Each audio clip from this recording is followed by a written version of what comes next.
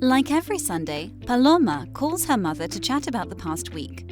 Her mum tells her about an incident she had getting on a bus.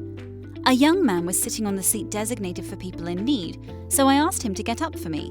But he simply told me to sit next to the man with that stinky dog on the other side of the aisle. It is the good right of elderly people to sit on that seat.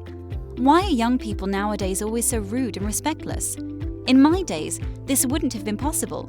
We still knew how to behave. Paloma is confused by the emotional response of her mother and says, "Mum, please calm down. Why are you so upset about this? Couldn't you have sat down somewhere else? And not all young people are always rude. Just think of your grandchildren. Maybe the boy had a rough day and thought it wasn't too much of a problem for you to sit somewhere else." Her mum answers, "Well, there are more free seats in the back, but I was afraid I wouldn't reach them before the bus leaves the station. And if they want to be treated respectfully, those youngsters should really learn some manners. I still believe this behavior is unacceptable. But if you insist, I admit that not all young people are always disrespectful." Let's remember that by culture we mean the shared rules, norms and values that guide the behavior, thinking and feelings of the members of a group.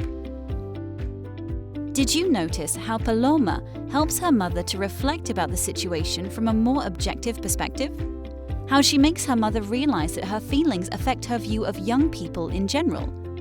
Through this, we can see that Paloma has some intercultural competence. By intercultural competence, we mean the ability to mobilize and deploy relevant attitudes, skills, and knowledge in order to respond effectively and appropriately to different intercultural situations. Intercultural competence includes recognition and appreciation of one's own and others' multiple identities and how they come into play in different situations. Intercultural competence means not insisting on prescriptive solutions for specific cultures. Instead, the focus should be put on careful perception, preparing for the unexpected, and dealing with uncertainty, since cultural generalization entails the danger of misjudging individuals. As we have seen in the example, intercultural competence is tightly linked to empathy, flexibility, and observation. Paloma tries to help her mother to see the teenager from a different perspective and make her empathize with him by mentioning that he might have been tired.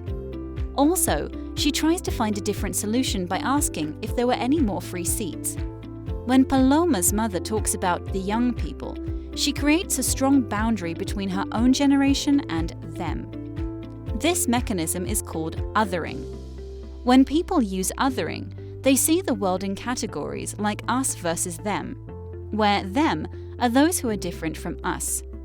This emphasis on difference may create a social distance, in which the in-group is perceived as normal and the other is not. Identifying and labeling the other tends to ascribe a fixed identity to them. This could turn out to be a misjudgment, which in the future may be difficult or impossible to contest.